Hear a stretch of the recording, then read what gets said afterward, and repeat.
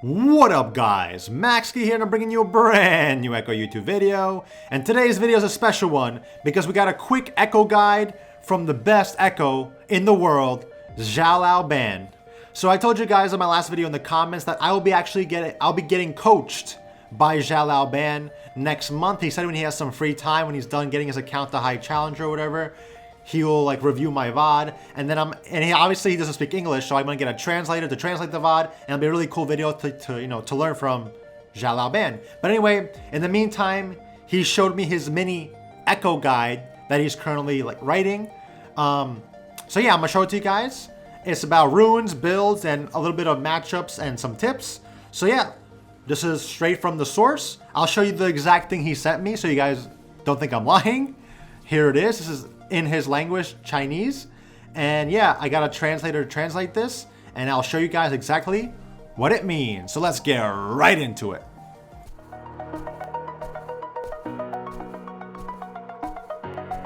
Don't blink! All in. Just my style. Alright guys, so the first thing we're going to talk about is summoner spells. So according to Xiao Lao ban, there's only two summoner spells you could use in Ekko, which is Flash, and then you have the option of Ignite or Teleport. And he actually is pretty specific on which one he takes, so if he's playing in below Master's Elo, he'll always go Ignite because he always believes that he could outplay and kill the enemy later. So he always goes Ignite. But obviously, not all of us are rank 1 Ekko in the entire world, so there are times where he says use TP, and there are times where he says use Ignite. He says using Ignite is a lot harder than using TP, because TP is actually easier because it saves your lane. For example, you want to go TP into lanes like Zoe, Syndra, Orianna, any lane where the enemy is sort of hard to kill early, but they also do a lot of poke or damage to you. So what you would do is, you would TP back to lane when you have 750 gold, Dark Seal, Doran's Ring, you have a corrupting potion, and then you basically saved your lane because you have to eventually back. Those champions will poke you out of lane really easily, and then if you back without TP, then you're probably going to lose a lot of waves, a lot of gold. So TP basically saves your lane. That's what he describes it as. TP is for salvaging your lane. And then obviously in the mid game, split pushing is really easy when you have TP because you can split push the entire game, and then when your team needs you for a fight, you could boom, TP. So that's why TP is good. But he also says that if you're taking TP, you lose about 2 to 3 kills in damage, because you know Ignite does like true damage to the enemy when you use it. So because you don't have Ignite anymore, that means you're doing less damage. So in order to compensate, you usually have to get at least 2 or 3 kills ahead when you have TP to match Ignite damage that you would lose. But regardless, if you're in a lane that you need to survive, take TP. If you're in a lane where you know you could kill, you know you could snowball, apply pressure, then take Ignite. And that's what Xiao Lao ban does. Alright, so the next thing Xiao Lao ban talks about is your rune page. And he only believes in one Ekko rune page, and I've been saying this for a long time. It's Domination and Inspiration. So Xiao Lao ban always goes Electrocute, Sudden Impact, Eyeball Collection, Ravenous Hunter, and his secondary tree is Inspiration, and he goes Dematerializers with Time Warp Tonic. That's what he always uses.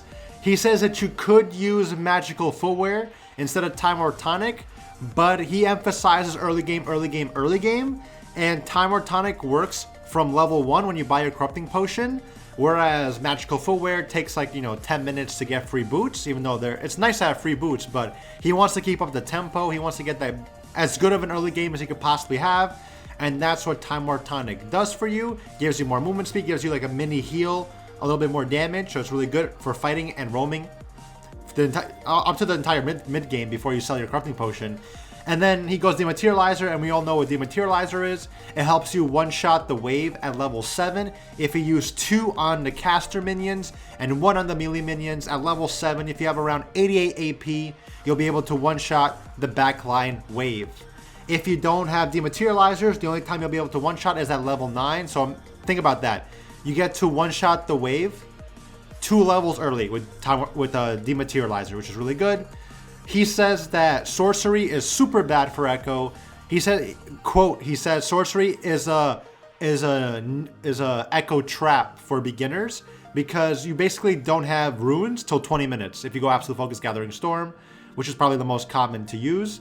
You have no runes for 20 minutes because you get no AP, no benefit from those runes. Whereas Inspiration Tree, you get benefits from level 1. So this is the main rune page that Xiao Lao Band uses and says is the best for Ekko. And obviously at the bottom you take armor for AD matchups and MR for magic AP matchups. And now for the best Ekko build. Firstly, you always start Corrupting Potion no matter what, because it works really well with Dark Seal, and it works really well for your early game and Tower Tonic. So always go Corrupting Potion. And then at 750 gold, you want to base and get a Dark Seal and a Doran's Ring. Ekko loves early game items because they help him, play better in the early game. Ekko needs these items to be effective. If you have 1,050 gold, 1,050, then buy boots as well, tier 1. And then your second back, you would get 2 amplifying tomes or a revolver, depending how much gold you have. And then by that time, you should have around 83 or more AP. If you have a stack on your Dark Seal or a couple of kills for your eyeball collection, then you'll have like 88 AP, and you'll be able to one-shot the wave at level 7 with the dematerializers. Xiao Lao Man also tells us what times we want to finish these items by. So at 10 minutes into the game, like the most ideal time to have your Corrupting Potion, Dark Seal, Doran's Ring, tier 1 boots, porta belt is at 10 minutes to the game. That means you're on pace to have a good game. And then at 18 minutes is when you want to have your porta belt, Corrupting Potion, Dark Seal, Lichbane. So usually he sells his Doran's Ring by now, by the 18-minute mark. And then the 25th minute mark, you want to have your Corrupting Potion, Dark Seal, tier 2 boots, porta belt, Lichbane, and your Death Cap at the 25-minute mark. And this is a good pace to keep track of when you're in your games. And then after your core items, these are the list of items that Xiao Lao Band says you could pick from. You go Medjai's if you're snowballing, or you can even build it earlier in the game if you're snowballing. Void Staff, usually if the enemy team has a lot of magic resist. Liandry's Torment, they have like 3 health stackers. Mural Namakan, if they have like 3 healers or more, or like a Soraka, and your team doesn't build any executioners because your team is Pepega. Zanya's if you really need to survive. And he only builds Nashor's Tooth if the only win condition that he has is to split push the entire game, because Deathcap, Lichbane, and Nashor's is super split pushing power. So those are the items you could pick from after you complete your Porta Belt, Lichbane, Deathcap. Usually he goes Void Staff and Medjai's in most of his games. But yeah, that is the best build for Ekko. Alright guys, so now that we know everything about the builds, the runes, summoner spells, now let's talk about game plan. And Xiao Lao Band divides the game plan into 3 different matchups. He has the hard poke matchups, the strong wave clear champs, and then the no counterplay late game champs. So let's start with the hard poke matchups. Those are like Zoe, Orianna, Syndra, Ryze, any champion that will poke you, like like Ziggs, right? So in this lane, he says you could take TP, right? Because TP helps save your lane. Champions like Orianna, Zoe, Syndra, they could just step up to you, auto attack, Q, auto attack. And there's really nothing you could do. Sometimes you have to just, in higher elos, sometimes you literally have to just stand on your turret and wait till your wave crashes because they will not let you farm at all. So this is a good lane to take TP in just to survive, because it's hard to kill these champions early because their natural damage is more than yours in the early game. But once you get like Proto Belt and stuff, you usually beat Orianna, usually beat Syndra and all those champions because you just outscale them, right?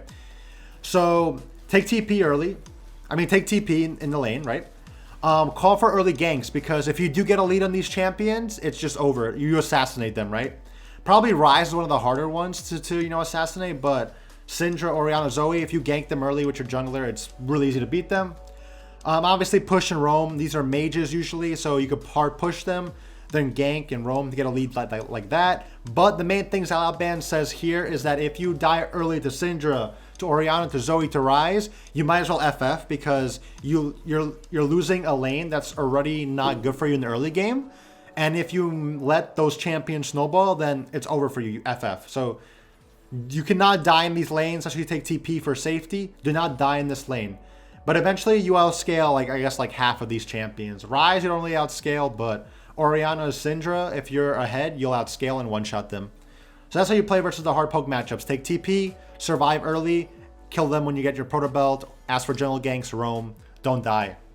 Strong wave clear champs. Malzahar, Anivia. I think Aurelia and Sol, you could say, is a hard wave clear champ. Those champions just want to push the wave and avoid all interaction and scale, right? But good thing with Ekko is you can fight them whenever you want. Malzahar is one of the easiest matchups for Ekko. All you have to do, anytime you want, EQ auto attack him. Jump on him anytime you want. So he says that stop them from farming by fighting them, right? So Malzahar wants to click E on the wave, click Q on the wave. Well, if he does that, jump on him, right? Next time, he won't waste his abilities on the wave because he knows you want to fight them. So you're trying to get them to use their abilities on you, like Malzahar E, Malzahar Q, so they can't wave clear anymore. Because without their abilities, they can't wave clear at all, and they're a useless champion. So, and most of the time, you win in these trades because your champion's just stronger than like Malzahar and stuff. So you want to keep fighting them and making them waste their mana, waste their abilities on you and not the wave, right? Hard push the wave as well because they'll hard push the wave towards you, but Ekko's wave clear is good enough to hard push the wave back. And Xiao Lao lastly says that you usually outscale these champions, so don't worry about these matchups. Just farm, scale up, look for kills, and then boom, you'll win the game. Pretty easy game for these matchups. Only thing I'll say is like a champion like Anivia is pretty hard to kill. You might have to ask for a gank for a champion like Anivia, but once you get a lead on these champions, yeah, this is free. And lastly, the third class of champions is the no counterplay champions. And Xiao Lao calls this Yasuo, Sylas, Cassidy, Fizz, those type of champions. So we all know Yasuo mid-late game, Wits End, Death's Dance, i.e. you're dead. Sylas, perma heals. Cassidy, we know Cassidy, Fizz. I was surprised he said Fizz. Like, I usually thought Fizz was a skills matchup, but then recently Fizz was getting harder and harder to beat, and it makes sense now. Even Xiao Lao says Fizz is like a no counterplay champion when he gets fed. So in these lanes, you have to take Ignite. You may think, well, TP helps me save the lane because, you know, Yasuo's kind of a hard lane, Sylas, whatever. But no, you have to take Ignite in these lanes because you have to kill early. You have to kill early. Ask for your jungler to gank as much as possible. Take Ignite. Try to get good trades. If you're losing in these matchups, you have to like hard push and roam because if you stay in these lanes, you will lose. Lastly, he says that if you lose early game to these champions, then you might as well FF. The only time you don't FF is if you have somebody on your team that could deal with them. For example, the enemy team has, I don't know, the enemy team has a Sylas, right? But maybe you have a Fiora top who's fed. And maybe Fiora could deal with Sylas, right? Because Fiora is a bruiser. So something like that. But if you don't have any champion that could deal with Fizz, Cassidy, Sylas, Yasuo, he says FF because you're just wasting your time. You're probably just going to lose the game. So those are the three different matchups you could play against. Obviously, this Xiao Lao ban, this is a quick guide that he made. But you get the gist of it, right? You get the poke matchups, your wave clear matchups, then you got your super counterplay matchups. The wave clear matchups are the easiest. The poke matchups usually suck in the early game, but then you outscale them and best them in the mid to late game. And then in those strong no counterplay matchups like Yasuo Sylas, you just have to win early and end the game as fast as possible, or those champions become unkillable. So that's the game plan that Xiao Lao gave us. And now lastly, let's look at some tips that he gave us. We know some of these tips, but let's quickly go over them. And now lastly, some quick tips from Xiao Lao. First tip is to not level up your ult at level 6. Obviously, I do this a lot now. If you guys watch me, you know I do this. But basically, a lot of people ask, why don't you level up your R at 6? You keep that point and use it when you need it. Because if the enemy doesn't see you have ultimate, they might, especially in low reloads, forget that you even have your ultimate. And even in higher reloads, you can outplay a lot of people. Like they try to dive you, psych, I have my ultimate, and then you level up really quickly. The hardest part about this is knowing where your ultimate is. It just takes practice. At the beginning, I'm still not perfect at it, but in the beginning, I would mess up my level up all the time. But now I'm a lot better at it. Yeah, so just save your skill point till you need your ultimate, and then boom, you outplay the enemy. Another tip that I actually didn't use a lot, he spams his E towards lane. Xiao Lao says always use your E when you're roaming, when you're like getting back to lane. So if you could E twice by the time you get back to lane, like from spawn when you base or you die. And then, so yeah, you can E twice. It like saves you a second of walking, which every second counts in League of Legends.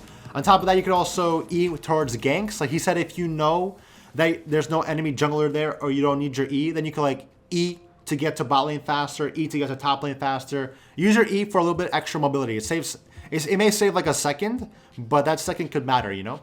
And then lastly, you can level up your Q at level 3 instead, level 3 instead of at level 3 instead of level 4, because you do Q, the EW, then Q again. But you could do QEQ, and if you do this, you could you could 2Q the wave at level 3. So if you're versing like a farming matchup, you're not gonna fight. 2 Qs will kill the backline minions in the early game. So those are some extra tips. There may be more guys coming out in the future. I'll let you guys know. Stay tuned next month or so for my coaching video with Xiao Lao Band. Thank you guys so much for watching, and I'll see you guys in the next one.